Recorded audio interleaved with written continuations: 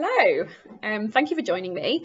I'm Tamsin Bellaby and I'm going to talk to you today about engaging challenging parents. So I've been a head of house and more recently head of year 11. I'm about to start a new role in January where I'm Key Stage 4 and 5 achievement lead. So very much bridging that gap between pastoral and academic experiences and sort of identifying those barriers to learning within the pastoral realm and the academic realm.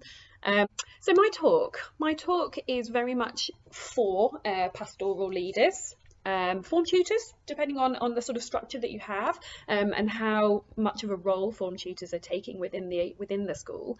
I certainly would hope that some senior leaders might find this talk useful if they're having lots of conversations with challenging parents. I would suspect it's going to be less useful for classroom teachers. It's certainly more for somebody that has sustained contact with challenging parents on sort of frequent occasions. So I'm going to begin by clarifying exactly what I mean by challenging parents. So I would clarify it. I would state that a challenging parent is somebody whose actions or inactions make it harder for you to teach their child. It might be as well that the parent's actions or inactions make it harder for the child to learn and behave appropriately within school. It may be that that child's actions then make it even harder to teach other children in school. So their behaviour almost sort of creates a hole or a gap in the sort of cultural fence. So somehow the child and the parent's actions are sort of leading them to want to operate beyond your school rules. I am in no way suggesting that challenging parents are bad parents. That is not what I'm saying at all. Challenging parents might have different values or different experiences of education, different beliefs and wants. Some parents that I've come across have not always innately trusted that the school's interests had the child at its heart. And I think sometimes there is that sort of mistrust that can come from different groups of parents. So I believe often that a challenging parent, often they care deeply about their child, usually because they're taking vast amounts of time to sort of talk to you or to communicate with you about what they're unhappy about. So the chances are they are usually a very good parent and they're usually a very caring parent, and I'm certainly not suggesting that they're bad parents. I am just going to highlight that I'm not going to talk today about sort of disaffected parents. You know, those hard to reach parents that they won't pick up the phone, they won't communicate by email, they won't come to parents' evening. That's a whole talk in itself. And that's not something that I'm going to cover today. So my suggestions have come from 2 years of being a pastoral leader. And they are very much directed at your 3 or 5% of your cohort. This is not something that you could roll out to the whole year group, for example, or to the whole school. So it's very much a targeted approach. So as a pastoral leader, my experience has certainly been that I've spent large proportions of my time dealing with a very small proportion of the cohort, and it's really, really hard because often the people that need your attention take vast amounts of it, and then the other students that are just sort of getting on don't always get your attention, and I find that very, very frustrating as a pastoral leader. So some of the tips and suggestions that I've sort of discovered along the way are really, they're just about improving communication, and they're certainly not suggesting that you would do any more work for this sort of 3 to 5% cohort, this targeted group. I'm very conscious of workload on pastoral leaders. It's huge, it's vast, and I'm not going to try and make any suggestions that increase that. What I would hope is that you might take from this some more time efficient strategies. the goal, why do we want to improve parent communication? Why do we want to make sure that we're all, we're all on the same page? Why we all want the same thing? We all want children to be successful and to be happy and safe. So why improve this communication? So for me, I want to improve communication with parents because I want to demonstrate to those parents that the school has the child's best interests at heart. I want to really ensure that parents and adults understand the motivation behind the school's decisions or rules or things that are happening within those four walls. So I also want to ensure that we are aligning the expectations of children's behaviour, so it's really, really clear what we expect. This is how your child should behave. I want to improve relations between the adults. So often challenging parents might present as being quite stressed, quite emotional, quite sort of highly strung. It can be, fraught with tension. So I'm hoping that by improving relations over time between those adults, that actually it reduces stress for both you having to deal with the stressed parent, but equally for the parent and equally for the student sort of watching their parent being stressed. And then eventually reducing stress often results in reducing time of dealing with that. So fingers crossed it's an investment. I also would like, the goal is to grow positive support for the school at home. So we know from David Didow's Making Kids Cleverer,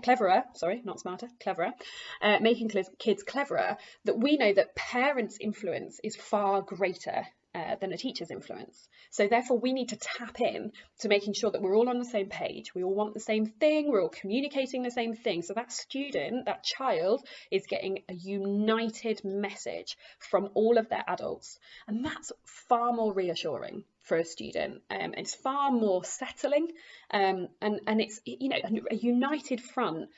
It's just so clear what the expectations are, right from wrong. Okay, so I'm going to give a small caveat. I am not suggesting that any of these suggestions that I'm going to make are something that you could roll out to all of your students, all of your staff. It would be impossible, and it just wouldn't be beneficial, and it's not necessary at all. My suggestions are not in any way a sort of chronological order. They're not in a sequence. They're literally like a sort of range of techniques that you might pick and choose, and different circumstances, different students are going to require you to use different techniques. And you'll know your parents best. You'll know your demographic best, what works for you. So many of my suggestions, sadly, are reactive, and it's deliberate, really. It's often because you don't know who your challenging parents are until they present to you and they are already unhappy. But you can be prepared with a plan. So a little bit like an evacuation procedure. If you were sort of worried there were going to be a fire, you would have a procedure. It would be well practiced. You'd know exactly what you were going to do if there were a fire, but sadly you have got to wait until there is a fire to know if it works. So some of these strategies are going to be sort of resting in your back pocket until you get that phone call or that email, and hopefully you'll be able to draw upon some of these. Improving communication with parents is about rowing in the same direction. It's ensuring that all of the adults involved in developing a child all have agreed that they want the same thing. They want the child to be happy, they want the child to be safe, they want their child to learn, and equally we want teachers to be able to teach, and we want the other children within that environment to be able to learn too. So we have to understand, if we can understand the why, we can make any what happen. And this is something that I heard a colleague of mine, Mark Wilkinson, discuss on Twitter. And it just really resonated with me. So if we understand the why, we can make any what happen. And this led me to reflect on some of the challenging conversations that I've had with parents. It is often a sort of breakdown of understanding, a breakdown of communication, that we as adults within a school deeply understand the sort of power and the importance of desired behaviour, of sort of routines, of thinking of others, whereas actually often parents are not aware of how that all builds into a big picture.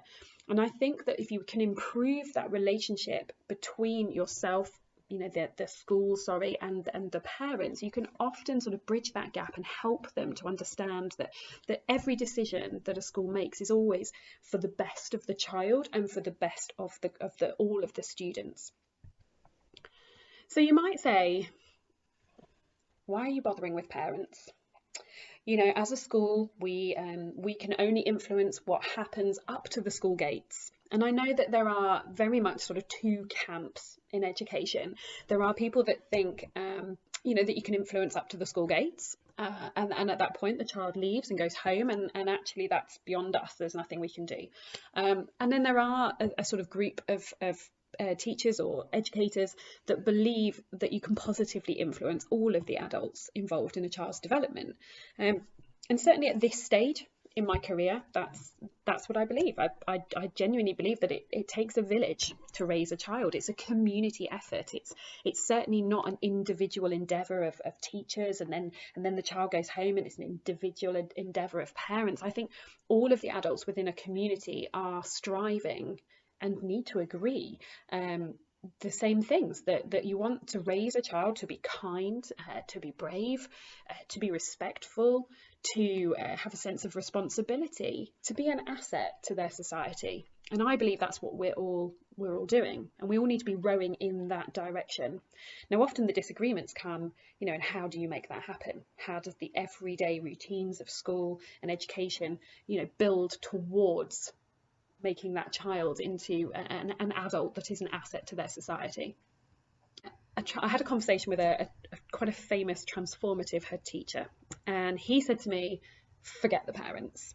He didn't actually, he used another F word, a well-known one, but I won't say that. He said, forget the parents. He said, they're all grown up and they're not going to change. They're not going to change their attitudes, and you're going to really struggle to influence those parents. So what you need to do is you need to influence those children, and then it goes home with them, and that your school culture is so rich and so strong that the child takes it home with them. And I agree. I absolutely do agree. There's very little to argue with there. However, I think if you've got a capacity issue and you've really got to sort of pick what you're working on, perhaps you're in a very challenging school, perhaps you're at the beginning of a transformative journey, you have got to pick and focus what you're going to work on. And of course, at that point, you probably will just focus on what you can directly control within your gates and boundaries of the school. But surely the dream is to embed a school culture, a strong culture of study and character development and personal responsibility that transcends the boundaries of the school fence, and it broadens the school's influence into the home environment too. Because after all, don't we want students to do homework, to read for pleasure, to be kind and helpful to their families and their communities? And actually, if we look at schools like Michaela, they are modelling what is possible. So I'm going to move on to some of my tips, and certainly some of the things that I have gained experience from in my few years as a pastoral leader. I don't claim to have all the answers, but certainly these are things that I've done, and at the moment this is my thinking. So things that I always go to when I'm communicating with challenging parents. I always use the word we and not I, because I recognise that I am a spokesperson for a larger body. So I am, of course, I am the royal we talking about school. I frame every communication with parents and with children as well from a place of love, and I show concern and care for that child, and I deliberately try to display sort of curiosity, like why would this be happening, and I sort of want to get to the bottom of things, and I really try to show parents that I am genuinely curious why this is happening. And I try really hard as well not to normalise poor behaviour from the child. So if I'm having repeated communications with a parent and I'm having to call sort of almost daily or several times a week to say, unfortunately your child has made a poor choice again today, I try to feign shock every time, because I want the parent to know that I am genuinely a believer that better behaviour is possible, that it doesn't have to be like this, and that I have certainty and hope that that child can improve their behaviour. Now, this can be really difficult. I try so hard to be really brave when I speak to parents, and it can be really, really difficult to say those things that need to be said and that you're thinking and that everybody in the room is thinking. But it's really hard, but you have to say it, because if you don't, you're letting the child down and you're letting the parent down. You need to say what you mean and mean what you say. You need to use very sort of deliberate and exact language, and you need to be brave. Kind, always kind, but brave too. If that parent is not holding the line or not supporting the child by sort of telling them that their behaviour is incorrect, tell them. And it's really hard. It's the hardest part of my job, definitely. And I also live by another mantra. So I under promise and I over deliver. So I try really hard to be careful of what I commit to, what I promise parents. So if I promise a communication, as far as I'm concerned, I absolutely have to do that. I can't ever say I will do something and not do it, just like we do with students. So I'm very careful about what I agree to. And again, I say to parents, I'm really sorry, I can't agree to that. That's not something, within the daily schedule that's going to allow me to do. So, be really careful what you agree to and what you promise. So I'm going to talk about different methods of communication, and I'm going to start with emails. So obviously we can communicate with parents in all sorts of different ways. Emails. I'm going to talk about telephone conversations, and I'm also going to talk about face-to-face meetings. So I'm going to start with emails.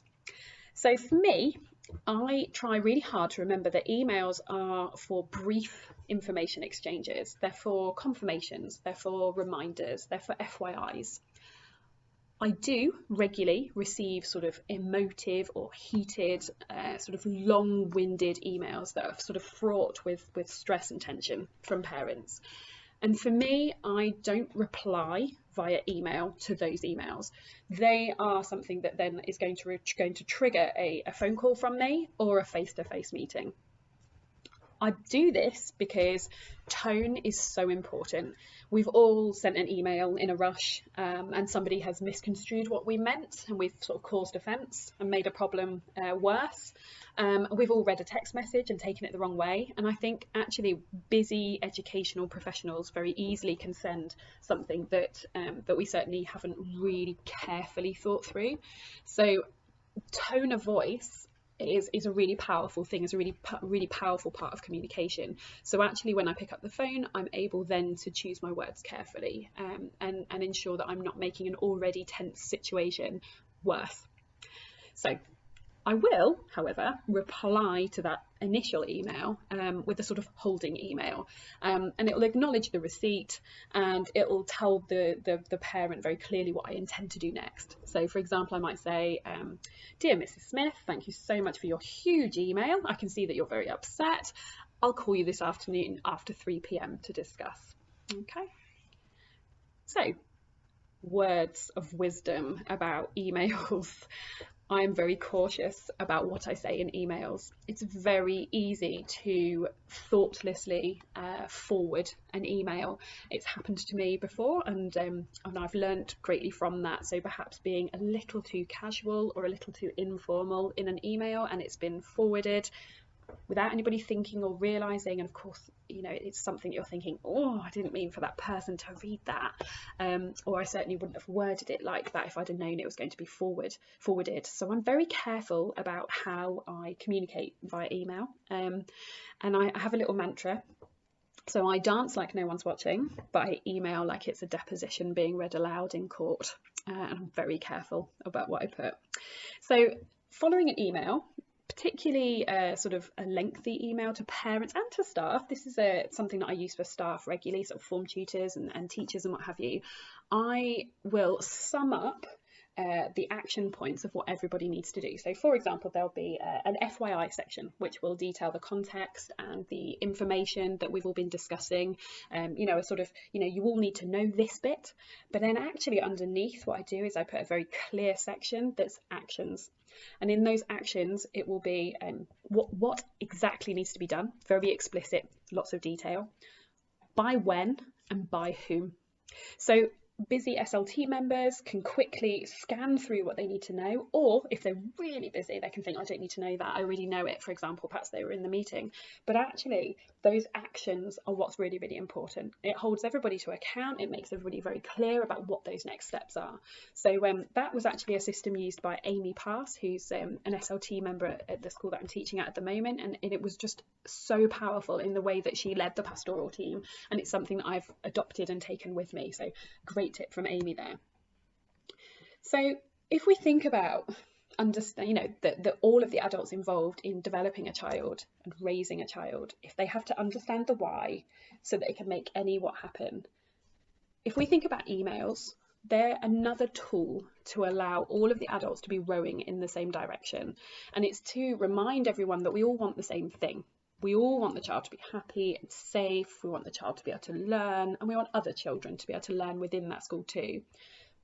Emails are not there to discuss or communicate or to hash out the why, the big picture. That's not what they're there for. That's being done face to face or on Teams or on a phone, and we're going to talk about that in a minute. But emails are very much there to sort of remind parents, and then through the parents, the students too, what those behavioural norms, what those expectations are, the everyday sort of routines that we need that young person to be doing to succeed. So just to remind you, don't discuss emotive topics in emails.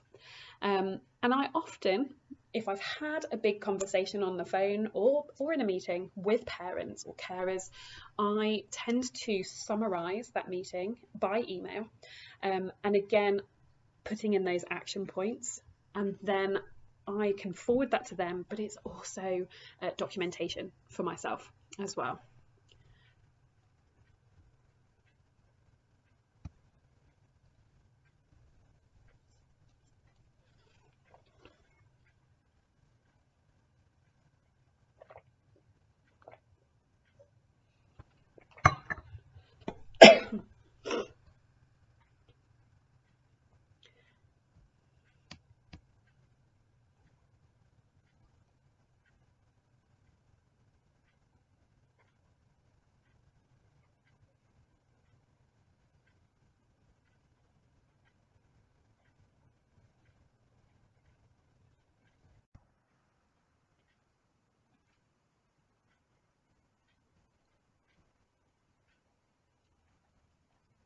So I'm going to move on to phone calls. So this might be that first call that you've got to make when something's not gone to plan. So a student perhaps has not made a good choice.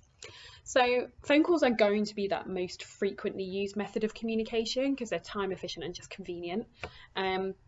I always like to try and get a positive call in early. So if I know that there's a parent that I'm taking on that's sort of got a reputation as being quite challenging, I will get that call in as soon as possible. It's sort of, I sort of see it as emotional currency, and just sort of building my professional responsibility with them so that they know who to speak to, and they'd already spoken to me before I have to say anything negative about their child. So I quite like to get that call in if I can. So when I call to speak to a parent, I try to discuss the behaviour of the child. I try and depersonalise that behaviour. So I use words like choices, like they've not made good choices today. I might say things like they've had a bad day today. I certainly wouldn't say something like Charlie has been bad today, or or anything like that, because it's very much about removing that sort of separation between the child and the choice of that behaviour. So I'm very factual in if I need to sort of recount an incident or an event, I try and be quite chronological, zero emotion at this point, no opinions, no judgment, and I will literally just recount the events.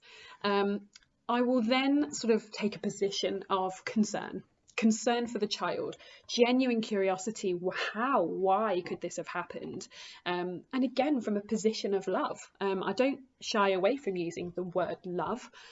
We as teachers are teachers because we love children and we want them to have a great life and to make the world a better place, so that I don't shy away from the fact that I work from a position of love, and I speak with hope. and certainty that the behaviour is going to improve and it's going to get better. I try to very clearly narrate desired behaviour in the circumstances that have occurred. So this is what Charlie chose to do in that circumstance. This is what he should have done. Because I don't like to assume that all children know exactly how to behave and what would have been the socially acceptable choice. So of course at that point, Tom Bennett talks at length that we should deliberately educate children about what good behaviour looks like. So we can't just assume that they all know. So I try to be very clear, and I do this obviously with children as well, but in the context of discussing parents, I make sure that I make it very clear what the child should have done. So hopefully they can have conversations at home and sort of reinforce that message following my phone call. To parents as well, I try to highlight the impact not only on their child. So let's say there's been an incident. Obviously they are concerned about their own child, but it can be difficult for a parent to envisage actually the impact on the wider community that incident has had. So let's say, for example, I want to make sure that they understand the impact on the rest of the students within that class. So what happened to the other 29 children whilst their child was performing this incident? What happened to the teacher? How would the teacher might have felt? And any other people involved, were the canteen staff that were then having extra work to clear up, and all those kinds of things. So I think it's really important to paint the picture of the implications within the school environment. It's very easy for us to take it for granted that we understand if there's bad behaviour, what happens from that. They might not have made those connections and those thought processes. So I want to talk to you now about how to have a conversation with a parent on the phone who's really angry, and they might be quite sort of highly strung, they might be shouting and just sort of really cross. So I feel that angry parents have a right to be heard. They deserve to have a rant, to have a blowout. They deserve to be listened to.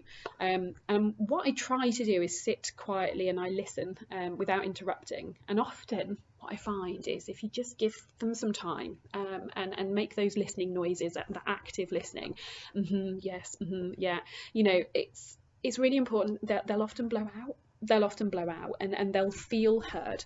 So then what I tend to do is, whilst I'm on the phone, I might make a few notes and just unpick a few, sort of take down a few key points, because it can often be, when people are cross, it can often be a sort of jumble of emotion and, and another thing, and then this thing happened 6 months ago.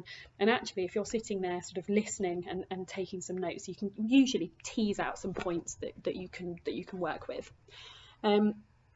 So then I don't really know how else to say other than I hold the line. This is our academy rules. Perhaps an incident that has occurred. These are our school rules, and I explain to the parent why the rules are in place. I might need to give a little bit more clarity about those rules and what they look like in action and why they're there. Why we have them, and that to highlight the fact that if 900 children all acted in the way that one child had, what chaos we would have and how unsafe it would be. So I hold the line, and I also always back the classroom teacher.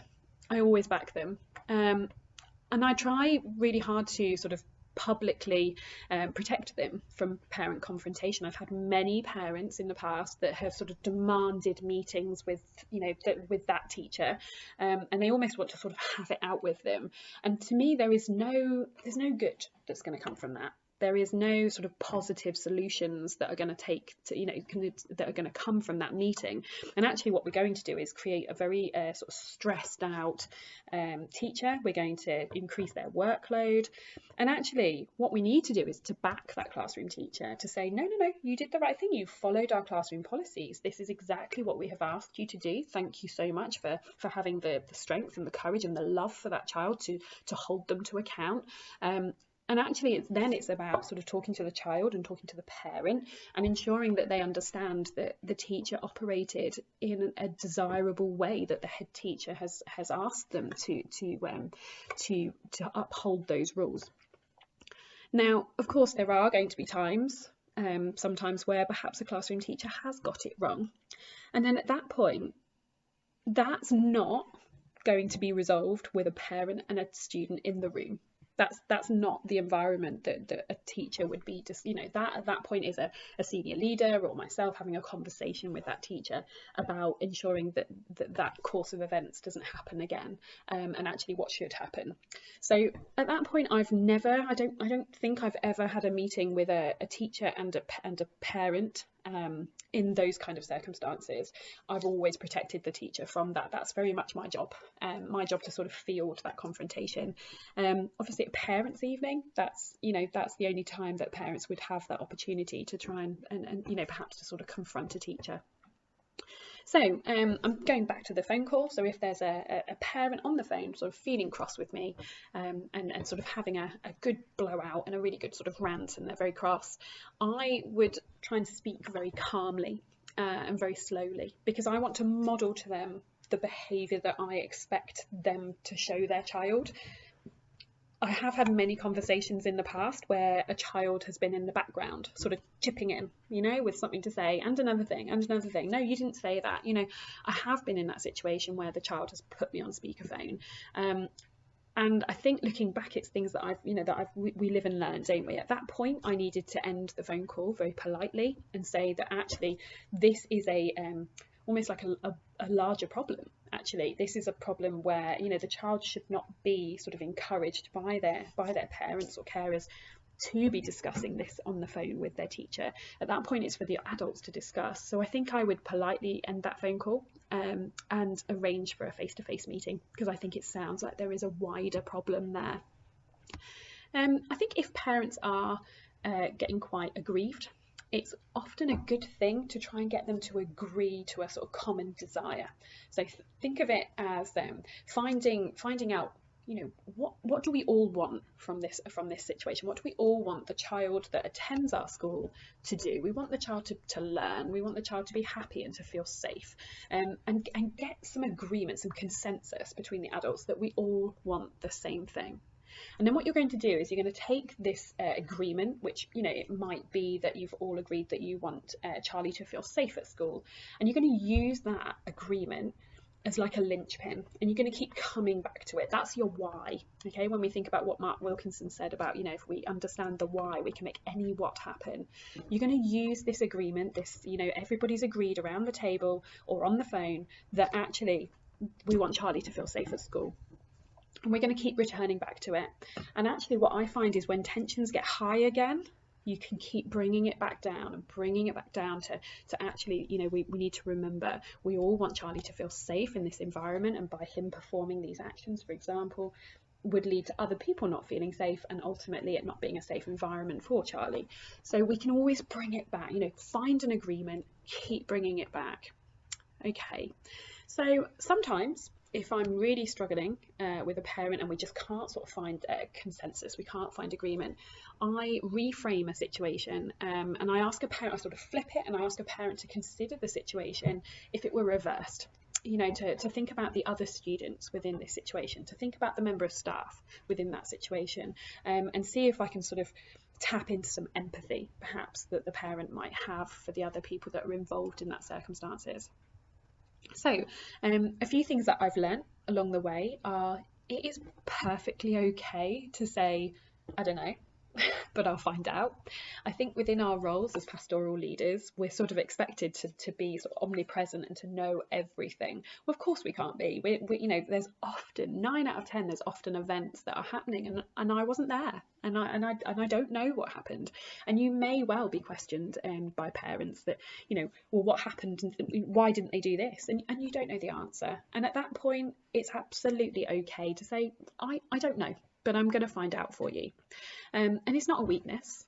I think if anything, it builds trust. It takes strength to admit that you don't know and to say that you're going to go and find out. And hopefully you're sort of working towards building trust with those parents. Something I do if a parent is really pushing me repeatedly to sort of agree to something, and perhaps it's something that we really disagree on. I'm going to use the example of fidget spinners. So, you know, perhaps a parent feels that, you know, that my child needs a fidget spinner, and I feel very strongly that no, they're a distraction, and it's not going to be good for the child or for the rest of the class. What I'll do is I'll respond to the parent and let them know immediately what my initial stance is. You know, initially I feel like it's a no. And if they keep pushing, what I may well do is say to them, okay, I'm willing to reflect on it. I'm willing to go and speak to some of my other colleagues, and to sort of gather their expertise and their thoughts on it too. And what I'm going to do is I'm going to come back to you. So you're deferring the decision, you're deferring the confrontation, because you've said, I'll look into it. And then you're going to come back to them with a decision. So actually the conversation has ended there. So it's that confrontation is ended. And that's quite a good way of sort of moving on if you feel like you're sort of at a sticking point. So my next point is quite controversial. I never say sorry. I never say sorry.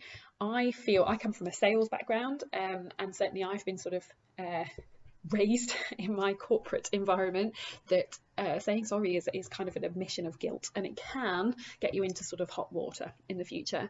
So I often will say very sympathetic things, so things like, oh gosh, yes, I can completely see you're very frustrated. I acknowledge feelings, but I don't say sorry for the actual actions. Now, sometimes it's very rare, but sometimes there might be a genuine situation where an apology is needed. And at that point, that's when I'm going to defer to the more senior people above me, so senior leadership or the head teacher. And if there's an apology to be given, then that needs to come from them, in my opinion, or they are to instruct me to apologise on behalf. But certainly I sort of hold the belief that saying sorry is quite an admission of guilt in these circumstances. So I tend not to do that. So my last point on phone calls is, if a conversation is becoming really heated, really emotional, and you're just thinking this is not effective, we're just tit for tat, it's like a tennis match of people being cross. It's perfectly okay to defer that conversation for a few hours or even 24 hours or a couple of days, and it's okay, because I think it sounds like everybody needs to calm down, and you've got to remember that parents are emotionally involved in these conversations, and I never ever accept being sworn at. So if a parent swears at me, at that point I will end the conversation, be it a phone call, email, or a meeting, and say that at that point that's not acceptable. And when I speak to them next, I will usually ensure that I've got a more senior member of staff with me, just to sort of protect myself from that. So phone calls are useful for repeatedly conveying those messages, a bit like an echo, and ensuring that parents and students repeatedly hear how much we care about students, and that you deeply care, and that you all want the same things. It's that sort of opportunity to bring everybody back together again. We all want the same thing, and then remind them of how that same message, how the why can be achieved every day by doing these specific things: the what, the routines, and the everyday actions in school that build towards improving a child's behaviour, and improving their success within school. So lastly, I'm going to discuss face-to-face meetings, and of course in our COVID world, I'm obviously going to include Teams meetings in this too. So challenging parents that call you or email regularly, and are sort of often unhappy, I would personally invite them into the school as soon as possible. I wouldn't delay with that. It's much harder to be sort of rude or aggressive to someone in person, and also rude and aggressive to somebody that you have met, that they are a person that you see regularly within the sort of school context. So I definitely think it's easier for you to convey how much the school cares for the child, and how you want the best for the child within an environment of meeting face to face, or worst case scenario, a Teams meeting. So when I invite the parents in, the first thing I often say to them is, how would they like me to refer to them? What would they like to be called? Is it Miss? Is it their first name? etc. And I consider my venue very carefully. So at the school I've just finished at, we had a very grand and very beautiful boardroom. It sort of added lots of gravitas, and there was a very long table, and it all felt very, very formal. But then there are also different meeting room options that were sort of smaller, more intimate, circular tables, for example. So I think you need to choose your venue very carefully, and you need to think about what you are communicating to the parents by which venue you choose. You know, and that can be quite a powerful first impression of where you choose to meet that parent. So I always invite the adults into a room first, and I tend to leave the children outside of the room, because it's very much about not having any public disagreements. You know, we want to present the adults within the care of the children, so the teachers and the adults. It's really important that we present a united front. I think when you have the splits between the disagreements, the very public disagreements between between parents and staff, I think that's when you tend to get the child sort of finding wiggle room. It's quite natural for them to want to do that, but they find their boundaries or lack of boundaries, and they tend to sort of present in that wiggle room of sort of playing the adults off against each other. We've all sort of experienced that kind of activity, and I want children to take personal responsibility. I think that's part of growing up. That's part of becoming a good adult, an asset to society, taking responsibility for yourself. So for me, those united fronts that are presented by teachers and parents, that's when we're going to have sort of success in genuinely improving sort of behaviour and attitude to learning from students that perhaps have not been presenting attitudes that are favourable. So I don't shy away from asking parents to agree that they will always support the school publicly to their child, and I literally explain why, as I just have, and I say to them, if you've got concerns or disagreements, please do not speak to your child about it. Call me, email me, come and see me, whatever needs to happen. But actually you're sort of damaging the relationship between the school and the student if you are constantly criticizing or sort of questioning decisions that have been made at school. It's much easier. Present a united front, tell the child that you support the school, and you can always question behind closed doors and have those disagreements behind closed doors. So when I meet those parents, the first thing I will discuss is I ask about the behaviour at home. I ask about what strategies they use to manage behaviour. What kind of concerns do they have at home? Is the child very, very well behaved at home, or are we seeing similar patterns of behaviour? Poor behaviour at school, poor behaviour at home. And what kind of strategies are they using to manage that behaviour? So I'm looking for sort of rewards and sanctions. And that can be quite powerful. I remember dealing with a particularly challenging student who we just couldn't seem to find anything that was either a reward or a sanction until we discovered about his Xbox. So, his mum would bring his Xbox into us if he'd not had a good week at school, and we would keep it and lock it away, obviously with his mother's permission. And then when he had a very good week at school, we would then release that Xbox and he'd have it for the weekend. So those kinds of working together in unison really, really impacted that child so positively, and he managed to turn his behaviour around mostly. So in that conversation with parents, I like to try and identify what those barriers are to learning and behaviour. So really getting into the details of what is it that they don't like about school, or what is it about this particular environment that is a trigger for them to misbehave. So once you've sort of unpicked all of that detail, you're then going to start to sort of apply practical and measurable steps on how to improve. And this is a really important part of that meeting. You can't leave that meeting just with this wealth of knowledge. I now know that Charlie really enjoys Xbox, and if we take Xbox away, then then that might impact his behaviour positively. But actually, if I leave that meeting having not agreed anything with that parent or with Charlie, that meeting has been almost useless. So it's really important that you leave that meeting with very much detailed, explicit practical steps on what the child needs to do next, how they're going to sort of improve their behaviour.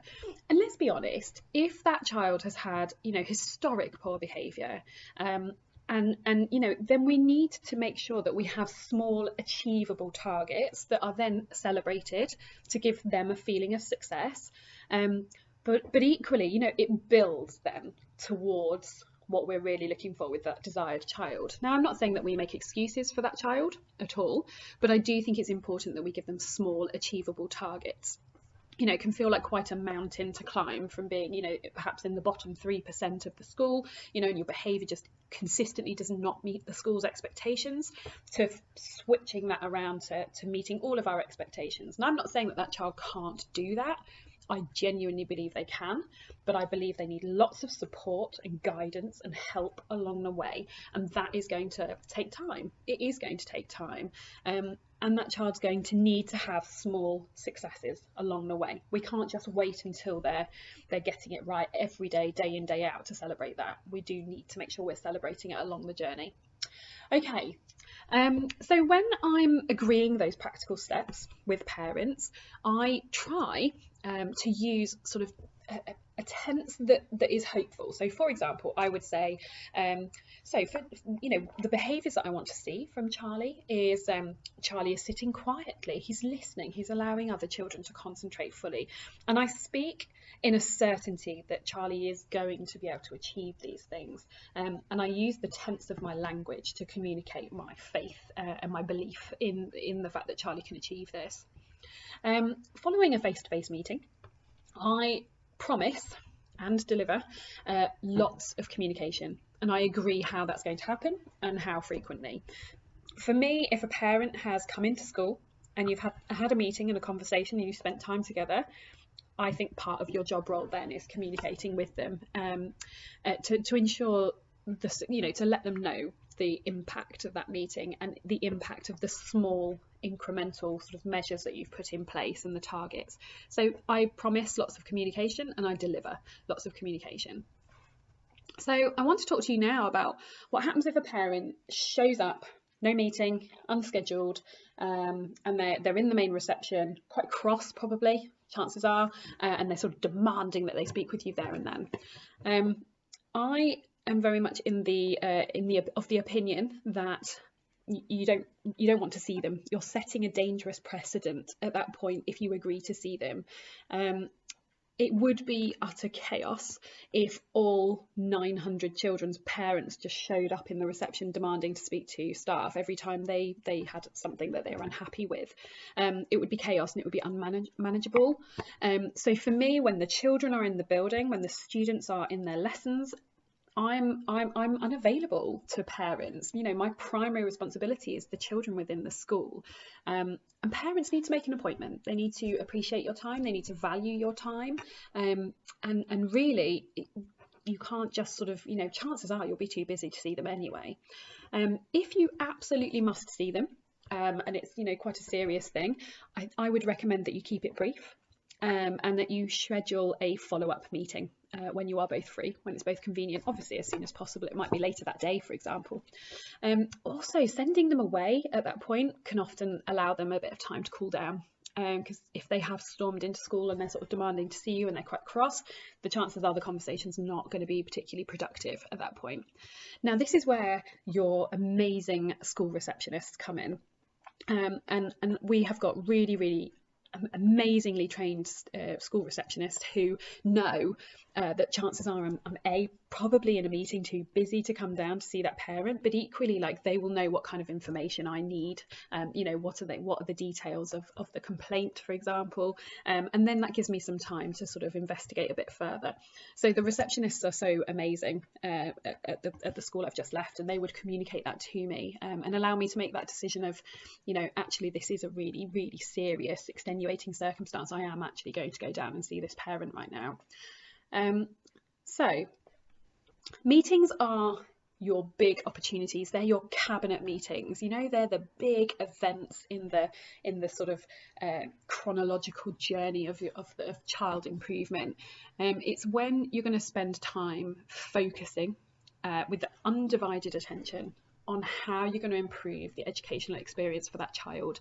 And actually, you're going to demonstrate to those parents and that child how deeply curious you are and how much you care about that child having a better experience of education. So they really are very, very important. So take the time to prepare for them. Make sure that you've sort of done your research on the child. Make sure you really fully understand what's been happening recently. You know, look at their attendance, look at their behaviour. You know, read the IEP if you need to. They are important. Parent meetings are important, and impressions. You know, first impressions stick, don't they? They really do. So you know, take them seriously. Parent meetings are also a fantastic opportunity to forge really strong relationships with all of the adults that are looking out for the child.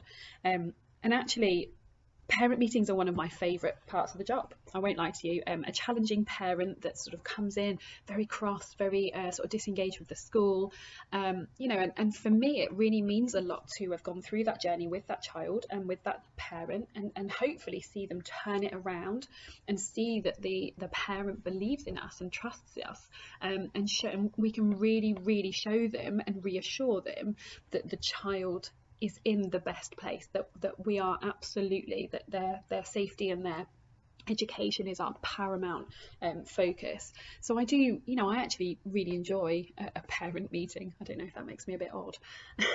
So moving on to one of the last things I'm going to discuss is how I manage a challenging parent over a period of time.